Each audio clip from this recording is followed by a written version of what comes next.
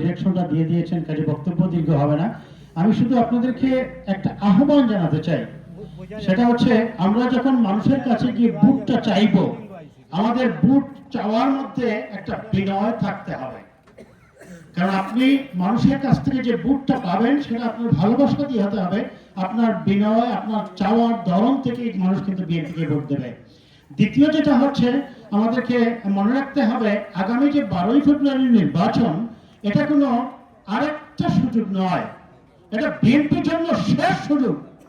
কারণ এখন যেহেতু আওয়ামী লীগ নেই, জাতীয় পার্টি নেই, শুধু যে আরেকটা দল আছে, সেই দল যদি ক্ষমতায় যায়, আপনাদের কোনো আত্মীয় স্বজন কারো কোনো যোগ্যতা থাকলেও চাকরি পাবেন না, তারা তাদের সকল দলীয় লোককে আগেই নিয়োগ দেবে। কাজে 12 ফেব্রুয়ারি নির্বাচনকে আরেকটি সুযোগ নয়, শেষ সুযোগ মনে করে তাহাজ্জুদের নামাজ শেষ করে প্রত্যেককে নির্বাচনী কেন্দ্রের লাইনে দাঁড়িয়ে যেতে হবে।